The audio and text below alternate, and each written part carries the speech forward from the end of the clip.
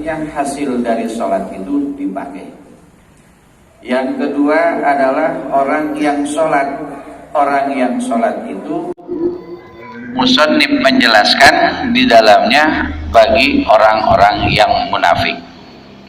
Maka kalimat awalnya fawailul lil musallin alladzina hum an salatihim sahun. Nah itu maka celakalah bagi orang-orang yang sholatnya senantiasa orang yang lalai dalam melaksanakannya. Nah kita diingatkan juga nih oleh musannif dalam kitab ini Tanbihul Ghafilin ini, sebelum kita masuk ke terang syarat sah sholat kita, bahwa manusia di dalam melaksanakan sholat itu kategori nilai di hadapan Allah dan Rasulnya. Manusia bisa mendapat nilainya macam-macam, tergantung apa yang di dalam maknanya sholat itu sendiri. Seperti apa yang didapat oleh mereka, apakah kita termasuk di dalamnya? Yang pertama, musannif menjelaskan dalam sabda Rasulullah sallallahu alaihi wasallam, innahu qala inna minkum may yusalli salatan fala yaktubu lahu min salati. Sesungguhnya setiap manusia di dalam melaksanakan salat fala yaktub, maka tidak dicatat di dalamnya, lahu bagi orang yang salat, minas salatihi dari salatnya itu, illa sulusuha, kecuali sepertiga nilainya, au rubuha atau seperempat, au khumusuha atau seperlima, au sudusuha atau sepertujuh, hatta zakara asyaraha, bahkan sampai 1/10. Lanjut kalimatnya, annahu la yaktubu lahu man salatahu illa ma akala minha la ma siwaha anha. Allah tidak mencatat sholat seseorang melainkan yang kesesuaian yang ada dalam sholat. Maksudnya selama sholat kita ini ingat sama sholat berapa banyak. Ini bisa sepertiga, bisa seperempat, bisa seperlima, bisa seperenam, bisa bahkan 1/10. Yang dicatat oleh Allah adalah yang kesesuaian dengan sholat. Lah bagaimana dengan kita ya? Pikirannya, hatinya, Allahu Akbar. Maka kita akan ketemu yang harus kita siapkan sebelum sholat itu apa nih? Maka dikasih kabar lebih awal ini oleh musannif supaya kita lebih hati-hati. Sekali lagi, innahu qala inna minkum may yusalli salata fala yaktuba lahu min salatihi illa sulusuha aw rubuha aw khamsuha aw musaha aw sudusaha hatta zakara asraha, yakni annahu la yaktuba lahu min salatihi illa ma akala minha la masiha anha. Tidak dicatat sholat seorang muslim, seorang mukmin di antara kita melainkan sepertiga, seperempat, seperlima, seperenam, bahkan hanya 1/10. Semakin banyak diingat dalam sholat tentang Allah, maka semakin besar harapan kita. Semakin banyak yang datang saat sholat, Allahu Akbar, pikiran datang, hati datang, yang lain. Saya tadi pas begitu, ya Allah, ngomong sama orang rumah nih, sholat kita yang mana ini Mi kalau begini ya? Allahu Akbar, ingat sama anak. Allahu Akbar, anak sekarang kan udah kacau dah. Ingat sama kerjaan, ingat sama uang, ingat sama utang, ingat sama orang yang ngeselin, ingat ada macam-macam itu. Kira-kira sholat kita, nah bagaimana sikap kita ketika hal ini masih terjadi? Maka kita masuk ke tingkatan berikutnya, kita untuk senantiasa belajar dan belajar sebelum kita melaksanakan dalam kitab kita tentang syarat sah sholat. Apa yang harus kita siapkan? Kemarin dari 12.000 menjadi berapa? Menjadi 12. Apa yang 12 itu? Yang pertama, dengan 12 dibagi 2 oleh musannif ini. Jadi yang keenam, yang setelahnya alfa khislatun isna asyarata alfa, ada 12.000 tingkatan. dan di tingkatan itu oleh para ulama fuqaha jadikan 12 tingkatan. Al-fa'u isna asyarah, maka dari 12.000 itu menjadi 12 tingkatan. Hasolatan man aroda ayyus sholat, barang siapa yang akan melaksanakan sholat, fala buddha, maka tidaklah dia mengharapkan melainkan atau mempersiapkan, tidak ada yang harus yang lain selain apa yang harus dia siapkan. Ya ta'ada hadzal insain asyarata khislatan, melainkan dengan 12 tingkatan. Mana yang 12? Kita bareng-bareng kita kaji bareng-bareng nih. Belum masuk ke bahasan syarat sah sholat ini, itu memotivasi dulu kita supaya lebih sholat. La tatamma sholata pasattata qabla dukhulil waqti salata wasittata. Dari 6 tingkatan dan dari 12 tadi itu tingkatannya 6 untuk persiapan sebelum sholat dan 6 lagi pelaksanaan di dalam sholat. Awaluha, yang pertama untuk melaksanakan sholat itu al-ilmu, harus mengetahui tentang apa? Mengetahui tentang ilmunya sholat. Nah, insya Allah nanti ketemu syarat sholat, syarat sah sholat, rukun sholat, tabtilus sholat, rukun fatihah, sunnah hayat, sunnah abad. Nah, itu kita harus siapin, itu ilmunya. Kenapa demikian? Li'anna Nabi sallallahu alaihi wasallam, karena sesungguhnya Rasulullah sallallahu alaihi wasallam bersabda, qala, dengan sabdanya, amala qalilan min ilmin khairun min amalin kasirin fi jahlin. Amalan sedikit dari orang yang berilmu lebih baik daripada amalan yang banyak daripada orang bodoh. Nah, sholat kita tujuannya untuk apa? Tujuan dulu kita ingatkan. Tujuan sholat apa? Tanha anil fahsya wal munkar. Dari sekian banyak tujuan, yang paling utama adalah sholat itu mencegah perbuatan keji dan mungkar, lalu balik ke diri kita. Dalam keseharian ini, perbuatan kita antara taat dengan maksiat banyakan mana? Banyakan maksiat kita itu, banyak ingkar sama Allah, mata, telinga. Maka kita itu berusaha mohon ampun untuk Allah, ya Allah, di mata saya ini banyak-banyak pandangan yang kurang bagus, pandangan yang dilarang oleh Engkau, pandangan yang memang dilarang oleh Rasul Kau, tapi saya ngelihat juga, ya Allah. Ampunkan dan berikan kemampuan untuk menghindarkan hal yang demikian untuk selanjutnya dalam kehidupan saya. Jika Engkau tidak memberikan ampunan kepada mata saya, niscaya nanti mata saya, Allah Akbar, akan tergeletak bahkan terbakar dengan api neraka. Sedangkan saya tidak sanggup untuk hal yang demikian. Ampunkan dosa mata saya, tubuti dosa telinga, mulut, tangan, kaki. Insya Allah setiap kita sering berucap seperti itu, Allah udah maha tahu sebenarnya mah. Pasti diberikan tambah kuat, tambah senang bergaul dengan orang-orang yang soleh, tambah mulai memiliki keinginan untuk baik. Ya contoh yang paling mudah lah. Tadi kita dalam keadaan kegelapan, setia banget nunggu ilmunya Allah. Bukan setia nungguin saya, setia nunggu ilmunya Allah. Gak buru-buru pulang, gak ada lampu, pulang aja. Tapi tetap aja. Kenapa? Itu udah subhanallah, masya Allah ya. Suatu ciri yang memang Allah tanpa kita sadari menambahkan petunjuk kepada kita untuk lebih mencintai Allah dan Rasulnya. Termasuk saya juga tadi nih, bawa kitab enggak ya, ini gelap ini, ya mending bawa kitab apa enggak dikumpulin di kecamatan, mikrofon kita bawa enggak, bawa aja bi, daripada bolak balik lampu insya Allah nyala. Alhamdulillah, pas sampai sini bapak-bapak sini sambil belakangin bapak-bapak juga mikir, ya Allah masa nggak nyala si lampu ya, kalau ampun nggak ngaji, balik ke rumah ada yang diperluin, begitu diperluin ngaji aja ngaji, maka bawa mikrofon kan bawaan, tinggal mikir. Alhamdulillah bapak-bapak ini bagian daripada permohonan tanpa disadari, mohon ampun dari seluruh jasad kita, ujung rambut sampai ujung kaki. Karena apa? Kita menjemput ilmu. Maka yang pertama dalam sholat ini, persiapkan ilmu sholat. Jika kita belum paham tentang ilmu sholat, minimal jangan berhenti menuntut ilmu tentang sholat.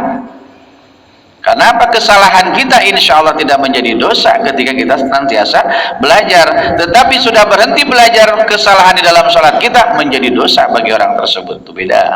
Nggak mesti bisa kita, nggak mesti pinter. Ingin memang seperti itu, tapi yang memberikan bisa, yang memberikan pinter siapa? Allah. Yang Allah lihat apa? Mujahadah, kesungguhannya. Bukankah kita sering ceritakan? Dulu ada seorang santri yang memang bodohnya luar biasa, tapi dekat sama ulamanya juga luar biasa. Maka dengan doa-doa ulama itulah diberikan dengan izinnya Allah, dikasih yang namanya ilmu laduni. Dia belajar nggak benar, tapi segala kitab dia bisa dengan izin Allah. Itu ilmu laduni, pemberian Allah. Siapa tahu nanti bapak-bapak juga dengan punya kesungguhan ngedampingi saya dan dikasih ilmu laduni oleh Allah. Oh, saya mau ngerti begini, bukan itu tujuan kita, bukan ngerti tujuan kita itu. Tujuan kita itu Allah. Jika sudah tujuannya Allah, akan dikasih ngerti oleh Allah. Kalau tujuannya ngerti sama pinter, cukup pinter doang, cukup ngerti, udah pinter, masa bodoh. Tapi kalau sudah Allah yang kita tuju, pasti itu Allah udah maha tahu. Oke. Jadi zaman dirahmati Subhanahu wa taala, satu, itu sebanyak-banyak nanti kita bahas ilmunya, perpanjang bahasanya di bab kitab yang lainnya. Yang kedua, ini persiapan kita di dalam sholat ini, karena tadi sampaikan amalan sedikit dari orang yang berilmu lebih baik daripada amalan yang banyak dari orang bodoh. Wasani, dan yang kedua, al-wudu, wudu sebelum sholat itu. Liqaul Rasulullah sallallahu alaihi wasallam, la salata illa bituhurin, tidak ada sholat melainkan dalam keadaan suci. Nah, istimewanya ini wudu, masya Allah, di dalam Al-Quran sering kita bahas tuh. Surah Al-Maidah ayat 6 sampai jelas banget Allah jelas itu. Sholat mah nggak jelas, dalam arti nggak jelas tuh nggak 2 rakaat, 4 rakaat, 3 rakaat dalam Quran nggak ada. Tapi wudu jelas. Ya ayyuhalladzina amanu idza nudiya lis-shalah. Orang-orang yang beriman, ketika kamu untuk mau mendirikan sholat, idza nudiya lis-shalah faghsilu wujuhakum wa aydiyakum ilal marafiqi. Terusin ayat yang di rumah ya. Enggak, pokoknya ayat 6 deh itu. Jadi, diperintahkan oleh Allah mau sholat, basuh muka kamu, basuh kedua tangan kamu sampai ke siku kamu, basuh rasi, membasuh menyapu kepala, mencuci kaki ilal kabain sampai mata kaki. Terakhirnya adalah tertib sampai seperti itu tuh wudu. Karena kemarin udah kita bahas juga salah satu sahabat, siapa namanya kemarin? Ketika mau berwudu aja udah pucat pasi mukanya, mau sholat bergetarnya luar biasa.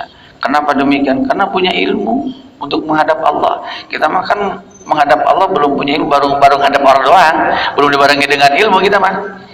Maka dengan adanya belajar ini kita bermohon kepada Allah bisa merasakan kenikmatan, kelezatan di dalam iman, Islam dan ihsan ini berat.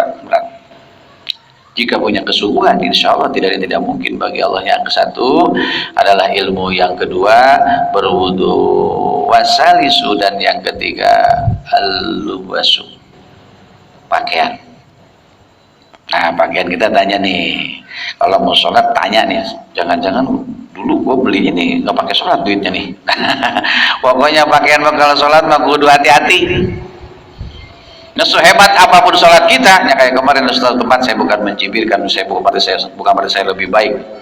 Nauzubillah, biar kata sombong bodo amat lah, bukan sono tujuan saya. Pakai atau pakai sorban, pakai kain, gelar sejadah. Saya liatin sujudnya aja nggak bener, nggak ngerti anggota sujud. Udah gitu pakai maskernya, rapat banget. Saat sholat kita pakai masker, silahkan dibuka dalam satu hadis diriwayatkan oleh dan Ibnu Majah dari Umar bin Khattab, itu jelaskan. Itu ketika orang sholat mulutnya dimingkemin, ditutup, berarti komunikasi dengan Allah terhalangi, tidak langsung. Buka saat sholat. Sekarang makan berebutan masker karena takut virus. Nggak ada yang berebutan kerudung karena nutup aurat, nggak ada ya. Jika Allah tampakkan neraka itu ya, nampakkan neraka orang yang tidak menutup aurat, orang perempuan khususnya. Saya yakin kerudung dulu orang bercadar dicibirkan, sekarang ditiru orang cadar-cadar itu. Kenapa semua orang bercadar? Kayak tadi itu saya kan udah lama ngamen ke Pila Dago itu. security-nya galak banget ya. Galak itu depan gitu cuma satu doang. Orang pada maskeran, saya doang yang nggak pakai. Saya lari aja dari kecil. Itu orang dari jauh saya perhatiin ngeliatin saya aja. Pasti saya beri cegat apa enggak nih? Cegat apa enggak nih? Si Ica, Abi pakai masker, si Uwi pakai, Bi, bodo amat. Dan itu. Pengen tawa juga saya. Begitu, permisi Pak. Oh silakan. Itu beda melototnya kan. Oh, sampailah menjelang Al-Kausar, Satpol PP pakai mikrofon. Abi pakai masker. Pegangin tangan, pengap, udah pakai masker. Segitu takutnya orang sama Satpol PP sama security, tapi nggak takut sama Allah. Subuh kesiangan nggak takut, tapi untuk menjaga kesehatan jasmani, rame luar biasa. Itu si Satpol PP megang mikrofon ngeliatin saya aja. Pingin ditegur saya, kok nggak ditegur gitu? Bisa jelasin gitu. Saya bukan sombong, bukan apa, karena saya nggak yakin dengan hal yang demikian ya. Kayak sekarang ini kan vaksin ini belum selesai, WHO menyelesaikannya untuk penelitian sampai 2022, nanti baru dilaksanakan. Sekarang udah dicoba Indonesia, kan lucu aja. Kenapa demikian adanya? Pokoknya kita mau ibadah aja, ngomong kayak gitu pusing. Pusingnya apa? Nanti nggak bakal bisa makan, nggak bisa minum, mikirin aja nyelesai masalah saya mah enggak. Mendingan kita nikmati yang ada, alhamdulillah. Dan alhamdulillah dulu lah. Jadi begitu. Ketika informasi dan instruksi manusia dengan hal yang demikian, takutnya luar biasa, tapi instruksi dari Allah, komando dari Allah dan Rasul yang sudah dicontohkan oleh Rasulullah, kabarnya udah jelas dari Al-Quran, firmannya Allah, kita nganggap enteng. Nah ini mau sholat aja kita harus persiapkan lubsu pakaian kita nih. Maka jangan salahin juga kita. Ketika kita sholat kurang begitu mantap, yang mungkin nih pakaian kita juga ada unsur haramnya nih. Subhat minimal, nisful haram, subhat itu setengah daripada halal. Makruh mungkin, karena nggak bau dan sebagainya, itu bagian udah pada ngerokok. Alhamdulillah pada ngerokok nggak pada sembarangan. Saya alhamdulillah banget nih. Begitu ngerokok tuh ada tempatnya gitu. Ngerokok bau cium bau rokok. Aduh. Ini kalau habis dari majelis taklim yang lain nih, pulang saya, kan emang orang rumah mas sensitif banget gitu sama rokok. Suruh dibuka sebelum masuk kamar, baju. Masuk gantungin di luar itu, baju udah ganti langsung gitu. Kalau bangun benar-benar bau rokok tuh kenapa ya? Kenapa demikian? Karena kita pinginnya wangi. Maka kemarin kita jelaskan juga tuh, kita menghadap Allah itu jangan pakai wangi-wangian yang beralkohol. Maka suka nitip mas saudara saya, cariin minyak yang bagus tuh, salatnya alhamdulillah kebagian terus. Nah itu di sama saudara saya kan semua saudara ini kita semua. Tapi hands ya, pokoknya kalau cuci tangan lah hands begitulah itu 60 derajat 60% itu kan alkoholnya. Masa kita mau sholat bawa barang najis? Aneh kita, karena memang satu ketidakpahaman tentang ilmu agama, harus akui itu. Yang kedua karena apa? Takut mati yang berlebihan yang memang tidak mendasar kepada Allah dan Rasulnya. Yang mati bakal mati, rahasia Allah. Ya banyak, nggak sedikit orang yang kena begitu kan. Istilahnya dikatakan positif masih pada hidup lagi. Kenapa? Dan memang belum waktunya. Oh, itu kan pencegahan sejak dini supaya apa? Lebih maksimal kita ikhtiar kita. Ada maksimal kita ikhtiar kita, sholat pingin ikhlas, pingin khusyuk. Ada maksimal kita. Allahu Akbar. Ini kita kan sedang ikhtiar nih. Ikhtiar kita, usaha kita, biar kita bisa merasakan kenikmatan dalam sholat. Kita siapin dulu nih. Satu tadi apa? Ulang lagi biar kita ingat lah. Ilmu tentang sholat. Yang kedua berwudu yang bagus. Yang tiga pakaian nih, pakaian. Liqauluhu ta'ala khudhu jinatakum inda kullal masjid. Sebab dengan firman Allah Ta'ala, berpakaianlah, khudhu jinatakum inda kullal masjid, berpakaianlah kalian sebagaimana berpakaiannya kita menuju masjid. Setiap menuju masjid. Emang ada orang menuju masjid itu ngasal pakaiannya? Gak ada. Sekalipun gak bagus, gak mahal, tapi nutup aurat. Ini kinayah. Kalau bahasa kita mah sindiran yang halus, bahasa kinayah itu. Manusia lagi perempuan itu, kalian menutup aurat sebagaimana kamu menutup masjid. Ada orang menutup masjid pakaiannya buka-bukaan? Gak ada. Bagi siapa? Laki perempuan menutup aurat. Tuh orangnya. Makanya kalimat dalam Al-Qur'annya khudhu jinatakum inda kulli masjid, berpakaianlah, berperangailah kalian sebagaimana kalian menuju masjid. Ya, alhamdulillah. Nih maaf nih, ada juga yang ngingetin juga, ente kalau lagi ngaji kan lagi adzan berhenti dulu kan gitu ya. Saya nggak mau jawab ya. Kalau mau jelasin ke rumah aja deh, buka kitabnya. Ya, ada dasar. Kecuali kalau ngomong segala macam urusannya kemana-mana, saya juga langsung diem denger azan. Jadi kalau kita insya Allah saya juga punya dasar. Jadi ada orang yang masih bertanya seperti itu, ya kita sama-sama belajar lagi. Pokoknya gitu aja sama. Yang ketiga, yang keempat, warabiuha, dan yang keempat, persiapan kita itu hafadzul waktu, hifdzul waktu. Nah, waktu hafadzul waktu atau hifdzil waktu, memelihara waktu. Apa yang dimaksud memelihara waktu? Jangan seenak ikut dewe-dewe baik itu sholat zuhur, anak ada kerajaan kayak gini kan, itu waktunya waktu sholat isya. Jangan saya ceritanya orang gila gitu kan, jam 10 malam dia azan, diteriakin nama Pak RT, Pak RW, warga pada datang semua, gila lu, jam segini azan orang pada tidur begitu lah. Tadi azan isya dipanggil sama Allah sama muadzin pada ada datang, yang gila siapa berarti kalau jam segini datang? Ayo, lebih gilaan siapa? Lebih gilaan yang pada nggak datang sholat isya tadi. Gua memang udah gila. Lah, orang gila aja pinter dakwah, luar biasa. Makanya orang tadi saya lihat juga di Facebook tuh ya, orang gila ditanya wujud kidam kok bisa ngejelasin tentang sifat wajib bagi Allah lah. Kita yang normal kayak gini bisa nggak ngejelasin dalil wujud apa, kidam dalilnya apa? Itu bisa dia. Segeleng pahala, ya Allah ya Rob, yang gila aja kayak begini, kita yang waras lebih gila. Ternyata yang gila cuma segitu gila-gila, tapi yang waras gilanya lebih gila daripada yang gila. La haula wala quwwata illa billah. Nah, jadi jamaah yang dirahmati Allah, pelihara waktu tuh jangan semaunya. Ini persiapan kita untuk sholat itu. Yang keempat ini mempersiapkan waktu, artinya jaga waktu, jangan semaunya. Zuhur jam 2, asar jam 5, maghrib jam 7, isya jam 10, orang duha baru subuh. Ini nggak beres itu. Berarti nggak punya kesiapan di hadapan Allah. Yang selanjutnya liqaulu ta'ala liqaulu anja wa jalla, bahwa firman Allah Subhanahu wa taala yang maha tinggi yang maha agung, inna salata kanat 'alal mu'minina kitabam mauquta, jelas di mana fardhan, mana waktu fardu. Allah telah tuliskan sesungguhnya waktu salat atas orang beriman. Waktunya udah jelas, jangan semaunya tuh. Jadi ketika kita mempersiapkan waktu, dengar azan bahkan sebelum azan kita udah wudu, berarti kita udah punya ilmu di situ, udah mempersiapkan diri, udah benar-benar udah siap gitu menghadap Allah. Tapi kalau kita dengar terlalu azan, tanggung dah. Jangan coba-coba ketika dengar azan kita rebahan. Jangan coba-coba. Kenapa? Khawatir nanti ketika mati kita digotongnya beratnya nauzubillah itu. Jadi orang yang apalagi yang nggak sholat, ketika azan dikumandangkan, plak tiduran, rebahan dulu sambil nyelesain azan dulu. Azan selesai kita abablas.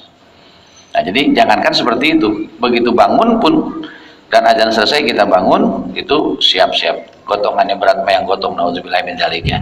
Yang keempat, jadi Allah sudah waktukan salat itu dengan waktunya. Dan yang kelima wa khamisan, dan yang kelima istiqbalul qiblati, menghadap kiblat. Ai bi makna haqqun, kita betul-betul menghadapnya Allah. Liqalu azza wa jalla, dan Allah Subhanahu wa taala berfirman, Allah yang maha tinggi yang maha mulia, fawallu wajhaka syatral masjidil haram, berpalinglah kalian. Ternyata kan di kiblat kita yang pertama kan, makanya di Madinah ada kiblatain kan itu. Asalnya di situ tuh pas salat zuhur beliau, jika tidak salah dalam satu riwayat, maka di rakaat ketiga keempat itu beliau berpaling, berpindah menghadap ke kiblat, ke Ka'bah, karena perintah Allah dasarkan wahyu saat sholat itu, jika tidak salah riwayatnya seperti itu, Allah a'lam. Jadi orang yang sudah menghadap kiblat itu siap dalam arti simbol menghadap kepada yang maha satu, karena dalam satu riwayat nanti Ka'bah itu bakal hilang, bakal hancur, karena bakal ada yang menghancurkan. Dulu kan Abraha nggak berhasil, nanti ada yang lebih jahat daripada Abraha gitu. Jadi kiblatnya nggak ada simbolnya, tapi orang yang mukmin semua pasti punya kiblat, karena mustaqbilal kiblati. Nah itu yang kelima, kita cepetin dulu dah supaya kita nambah-nambah dulu. Wasadisu, dan yang keenam an-niyatu. Ini yang keniat. Jadi yang keenam ini niat mau melaksanakan sholat, karena Rasulullah SAW bersabda, liqaulu sallallahu alaihi wasallam, innamal amalu bin niat, sesungguhnya afsalahnya amal itu dengan niat. Wa innamal likulli imri'in ma nawa, maka niatnya baik pasti hasilnya juga baik. Itu yang keenam. Bagaimana caranya niat? Maka jangan heran ketika ada orang datang dari rumah, dari mana tahu-tahu masjid masuk mushola, Allahu Akbar, karena udah niat dari rumah. Itu nggak jadi masalah. Yang bermasalah yang nggak sholat. Nah, kenapa demikian? Tapi Imam Nawawi, Imam Syafi'i menjelaskan kepada kita, datang dulu ke tempatnya, makanun artinya tempat, badanun badan kita, saubun pakaian kita, qalbun hati kita, barengin tuh di situ.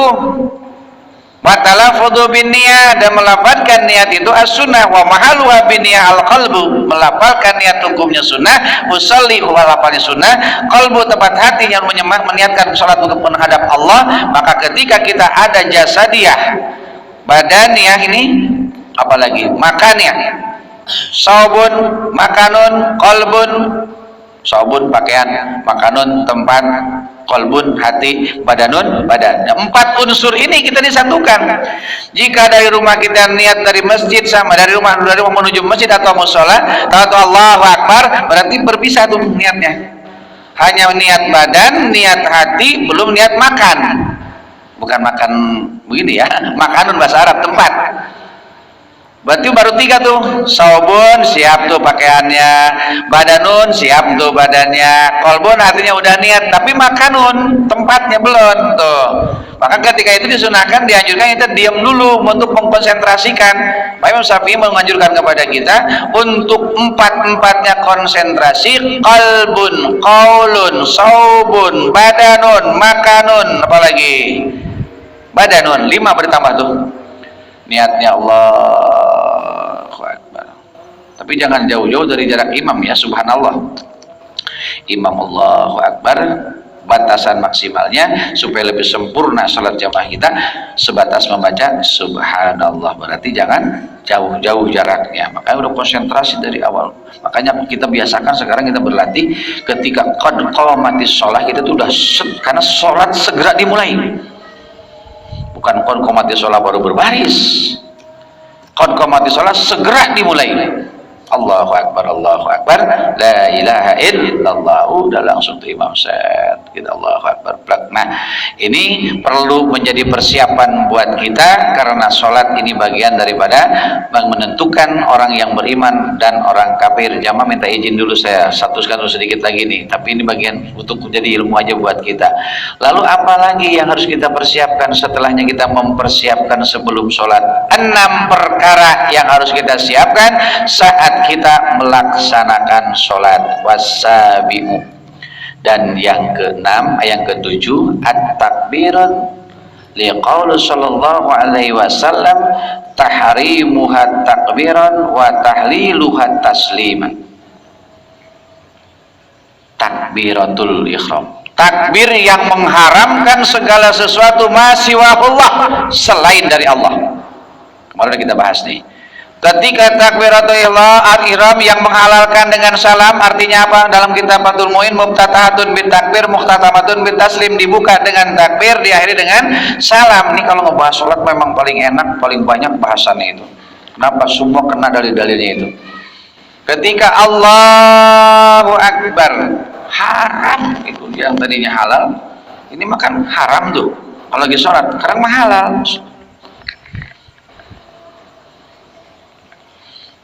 Alhamdulillah.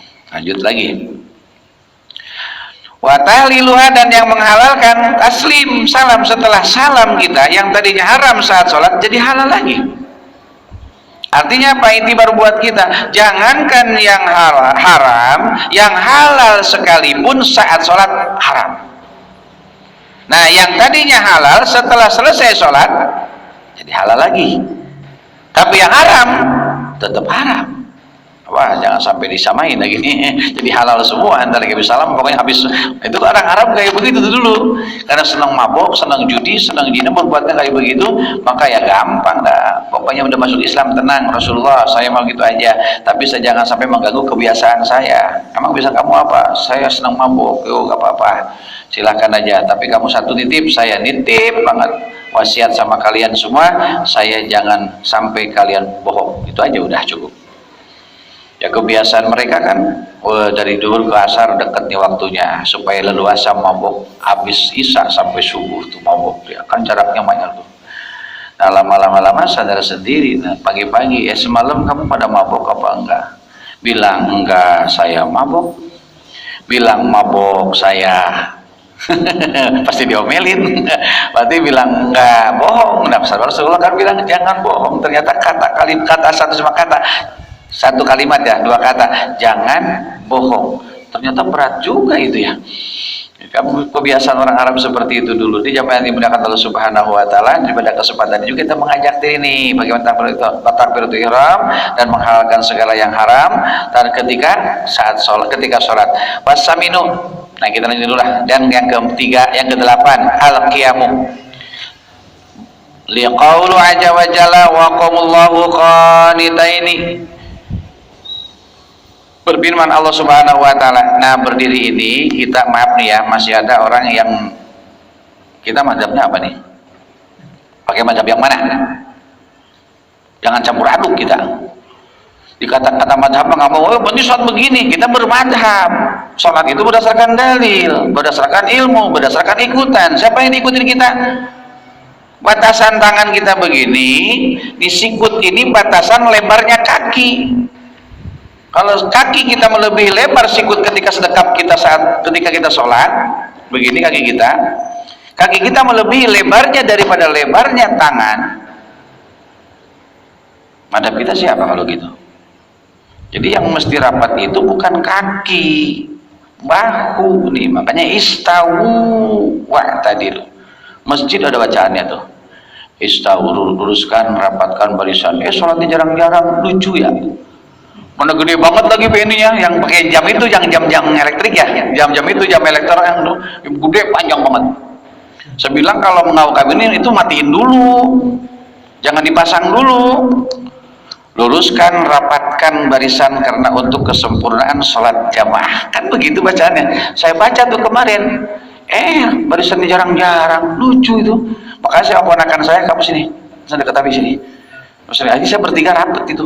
Habis sholat tadi pelototin orang, liatin aja. Bener bodoh amat tuh. Maksudnya pengen ditanya, saya juga bukan pengen nyombong, mau saya jelasin dalilnya gitu. Bukannya nyombong. Karena pada umumnya kita kan ikutan, bukan dasar ilmu. Maka saya kasih tahu gitu, bukan saya tunjukin sama ponakan saya. Kalau lihat bacaannya, no. Istawu atadilu. Fainan taswati tamamis sholah. Luruskan, rapatkan karena kesempurnaan sholat berjamaah, merapatkan dan meluruskan saf. Itu kan istawu atadilu. Fainan taswati tamamis sholah. Itu kan begitu. Tamamis sholat, kesempurnaan sholat. Sono sini ubinnya ubin yang gede lagi, jadi satu ubin jaraknya ubin yang semeter. Allahu Akbar. Dan saya semeter bertiga sama saudara saya. Nah, alhamdulillah bisa sholat, tidak ada alhamdulillah. Cuma saya ngeri juga itu ada bacaannya. Saya ngomong akhirnya, alhamdulillah saat sholat saya nggak ngelihat bacaan itu sebelum sholat. Pas bisa, ya itu ada bacaan, ya luruskan dan rapatkan. Tapi kok nggak dipakai, berarti dia bohong juga dia. Kau yang mulai, kau yang mengakhiri, berjanji dia mengakhiri juga itu, ya Allah. Baik-baik kita banyak bukan yang ngomongin sekarang ini, terlalu kita udah bukan masanya lagi kita kayak gitu, udah kelamaan. Baik lagi ya, yang ke berapa sekarang? Yang ke-9 wattasi'u, dan yang ke-9 kita saat sholat itu al-qira'atu, membaca. Apa yang dimaksud baca qiraah di sini? Ayat bimana qiraatus suratul Fatihah, khusus karena rukun Fatihah. Ini Fatihah menjadi rukun dalam sholat. Maka dalam sholat, bapak-bapak perhatiin Fatihah. Baik itu baca sendiri atau mendengarkan bacaan imam. Ketika imam yang kurang bagus, termasuk saya ini kurang bagus menurut bapak-bapak, ilmunya bapak-bapak lebih paham dalam ilmu tajwidnya, bahkan makhrij hurufnya lebih mantap, dalam ilmu nahwunya bapak-bapak lebih hebat, jangan diaminin. Ini imamnya Fatihahnya jaga beres, nggak waras di belakang. Amin, Allahu jada. Diem aja. Kenapa? Ya contoh yang paling gampang, iya karena mudah, iya karena nasta'in. Hanya kepada matahari yang ingin menyembah, hanya kepada matahari minta pertolongan. Kalau dalin jalan yang tidak beraturan, dolan sesat jauh kemana-mana di belakang amin. Kacau dah tuh. Alhamdulillahirabbil alamin. Alhamdulillah di belakang amin, innalillah. Nah, jadi baca Fatihah ini ada rukunnya. Fatihah rukunnya ada 10. Huruf Fatihah ada berapa? 136. Harus terdengar semuanya itu huruf. Ketika gak jelas, tanggung jawab tuh si imam. Maka si makmum itu ketika Fatihah jangan bacaan yang lain. Tetapi ketika imamnya udah tahu nggak benar bacaan Fatihahnya, silahkan munfarid, mendingan baca sendiri. Mufarokoh namanya. Tapi sholatnya ikut berjamaah, tetap gerakannya. Ketika gerakannya juga nggak ada tumanina, artinya nggak ada aturan dalam aturan secara ilmu fikih, jangan ikutin, munfarid dewekan. Apa-apa satu masjid juga satu sholat. Itu kata ilmu. Daripada sholat nanti kita sholat mas sholat tapi nggak dapat nilai. Nah tadi tinggal pilih 1/3, 1/4, 1/5, 1/7 apa 1/10 sholat kita yang mana ini kita. Ya Allah ya Rabb. Jadi yang dicatat oleh Allah menurut musannif sabda Rasulullah SAW dicantumkan tergantung bacaan dan perbuatan yang bersesuaian dengan sholat. Itu dia yang dicatat. Saya mikirin Allahu Akbar mau tugas buku mendadak tuh. Allahu Akbar. Sore-sore harus teman saya nggak bisa ngetik lagi. Udah bocah pun jauh lagi dah. Udah bingung banget urusannya. Ya udah mendingan begini aja nih. Bodoh amat. Bodoh amat. Itu saya kadang-kadang udah sholat sunnah banyakin. Latihannya sholat sunnah, di sholat sunnah jangan berlatih di sholat fardu, tapi kita berlatihnya dengan apa? Sholat berjamaah. Itu latihan banyakin sholat sunnah supaya kita untuk lebih mengkonsentrasikan. Kesembilan itu takbiratul ihram, yang kesembilan ini membaca surah Al-Fatihah wal Asyirah. Nah ini yang ke-10 ar-ruku'. Nah ini ruku. Ruku jangan ngasal. Ruku itu nyimpen papan harus lurus di punggung, nyimpen air di gelas jangan tumpah. Telapak tangan napak di lutut, ini jari jangan ngepel melebar semua di lutut ini ya. Jadi jangan harus diberantakin juga ini ya. Jadi jangan asal nyimpen punggung ngeringkuk, aduh nggak beres itu. Kalau zaman saya belajar dulu sok digebuk punggung saya. Jadi simpenin apa minimal pakai papan, kecuali memang postur tubuhnya agak lain gitu, lain cerita itu mah lagi sakit atau mungkin dia agak bongkok dan lain sebagainya, tapi tetap posisi telapak tangan itu di lutut dan jangan melengkung, tunjangin ke lutut, nahan gitu. Jadi begini. Nah sampai salah nih ya gini nih, aduh masya Allah ada kabel panjang di tangan kita. Belakang kepala lurus dengan punggung. Ini gula-gula ini telapak tangan memang udah Allah siapin. Ketika saya kurang bagus benerin. Nah ini jangan sampai begini. Celentang ini sampai dengan keledai. Nah itu kita beginiin. Ini lurus sampai punggung lurus dan jangan di sini. Rukbataihi lutut. Jangan juga begini.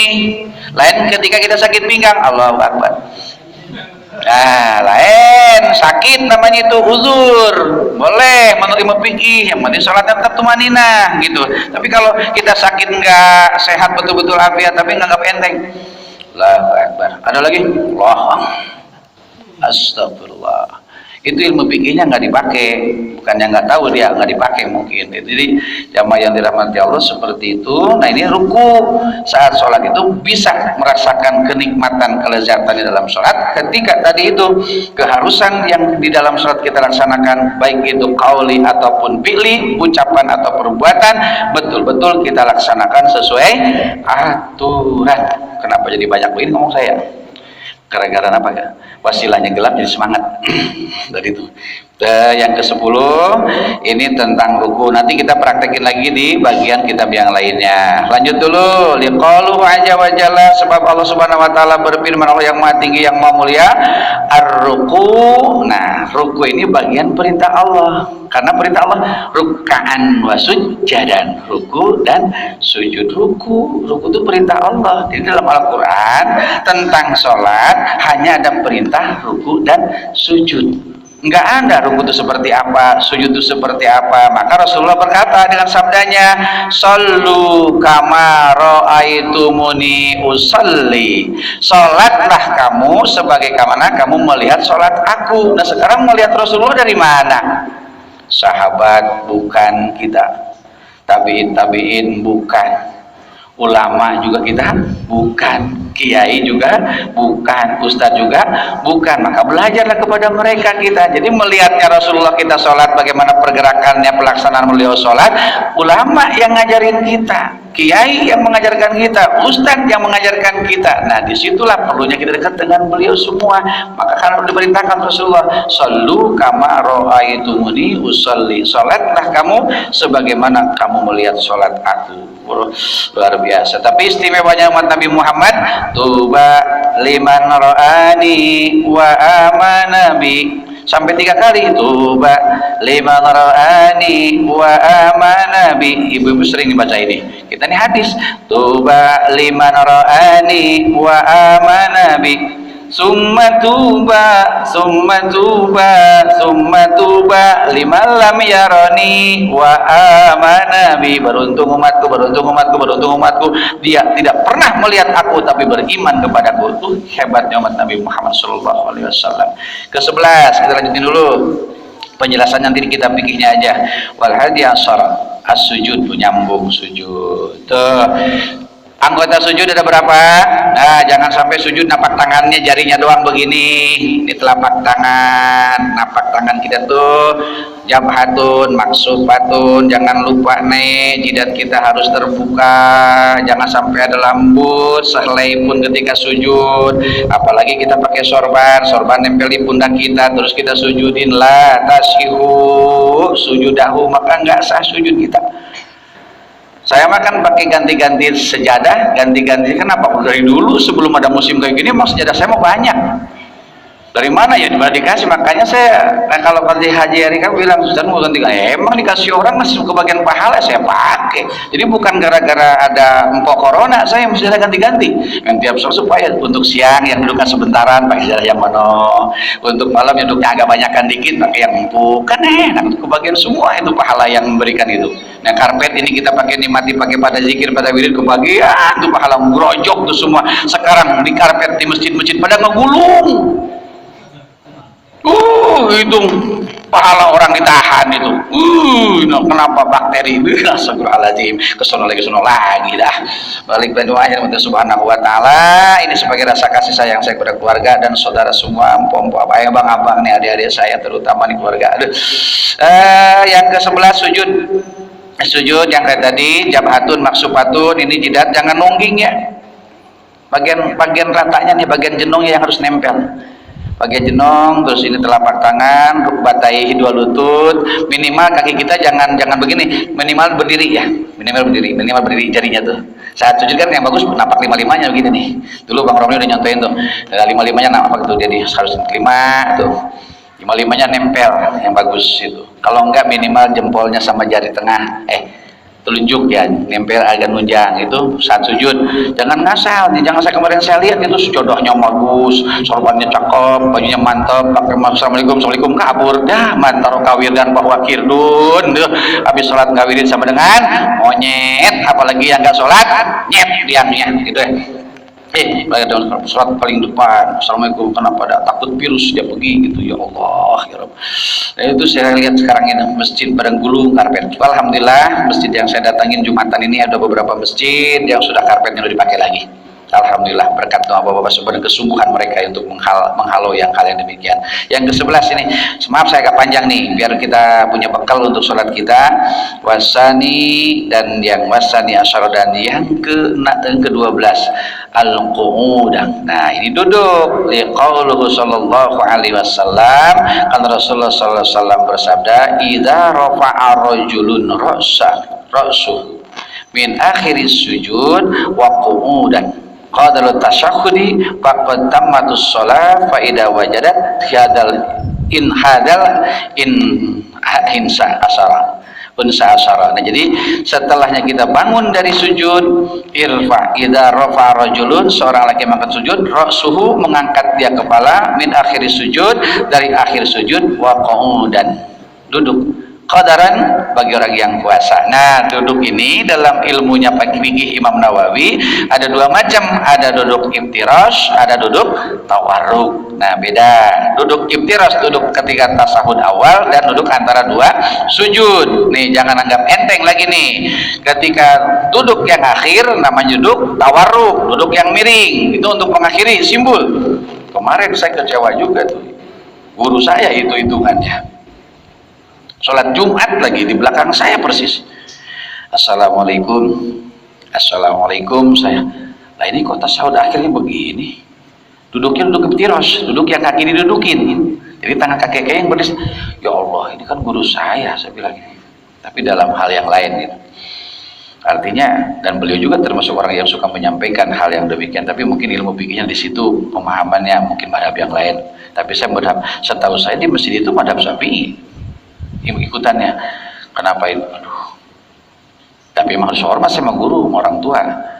Kok nggak dibedain gitu, duduk antara duduk tasyahud awal dan duduk tasahud akhir, artinya duduk tawarruk dengan duduk iftirash. Nah, baik itu sholat fardu ataupun sholat sunnah, yang namanya duduk itu dua macam, duduk iftirashi yang didudukin, nah kakinya didudukin, ya memang kalau nggak berlatih mah sakit ya kita terus nanti. Dan yang tawarruk adalah yang miring, itu simbol bahwa sholat kita udah berakhir. Coba bapak-bapak datang ke masjid, ke musola, kita masbuk, atau ada orang saudara kita yang datang di masjid itu padahal dia udah mengakhiri sholatnya. Ketika duduknya dia duduk tasahud awal atau iftirashi, coba kita bagaimana? Saya ikutin aja. Bagus di situnya mah. Tapi ketika kita mau buru-buru dan sebagainya, karena dia udah duduknya kelihatan duduk miring, kita punya cara lain kan. Udah saya memfarid aja dah. Kenapa? Ya udah berakhir salatnya. Tapi kalau kita benar-benar jam mau nggak peduli amat bagaimana posisinya, pokoknya lebih dapat aja ikutan dia. Nah, yang bagus itu ada beda duduk iftirash, duduk tawarruk. Nah, kita perbedaannya kita akan praktekkan di bidang fikihnya insyaallah. Ini kan ilmunya ini yang kita bahas ini tentang keilmuan dalam membahas tentang sholat. Jamaah yang dimuliakan Allah Subhanahu wa taala, ini belum masuk ke bahasan kita tentang syarat sah sholat. Tapi ini untuk memotivasi kita. Sekali lagi 6 perkara kita siapkan sebelum sholat dan laksanakan 12 perkara ini, 6 sebelum sholat dan 6 sesudah sedang melaksanakan saat melaksanakan sholat. Nah, itu padahal jumlahnya 12.000 loh Pak, sampai disingkat begitu saking sayang kepada kita. Kita boro-boro 12.000, 12 saja kita, ya Allah susah banget ya. Sampai dingin nih kopi ya Allah. Sayang-sayang, ntar belakangan minumnya habis sholat aja. Jadi jamaah yang dirahmati Allah Subhanahu wa taala, ini yang dapat kita pelajari bareng-bareng. Saya insya Allah saya tidak niat menggurui, tidak niat mengajarkan, tapi saya sama-sama ngajak belajar. Insya Allah kebodohan kekurangan kita saat melaksanakan sholat dari umur sekarang ke belakang, bukan ke depan, ke belakang, kurang ilmu, kurang ikhlas, apalagi kurang khusyuk kita dalam sholat. Kita mohon ampun kepada Allah, dengan ampunan yang betul-betul kita mengharap sepenuh hati kepada Allah, dan Allah turunkan ampunannya kepada kita semua. Dan ilmu yang akan kita pelajari, yang sedang kita pelajari, dan bahkan kita cari kemanapun tentang ilmu, Allah tambahkan ilmu yang membawa manfaat, maslahat, selamat dunia sampai akhirat, sehingga kita menjadi ahli sholat, bukan yang sholat atau mendirikan sholat. Kita ingin menjadi ahli sholat. Apa itu bedanya? Kita insya Allah sering bahas, dan kita akan perkuat lagi dalam bahasan minggu yang akan datang insya Allah. Wallahu a'lam bis-shawab. Kullu jami'an astaghfirullahalazim, astaghfirullahalazim, astaghfirullahalazim wa atubu ilaih min jamil ma'asi wa dhunub, la hawla wa la quwwata illa billahil aliyyil azim. Qala Nabi sallallahu alaihi wasallam, abdul maqrutuhu ana wa nabiyyuna min qabli, la ilaha illallah, la ilaha illallah, Muhammadur Rasulullah sallallahu alaihi wasallam.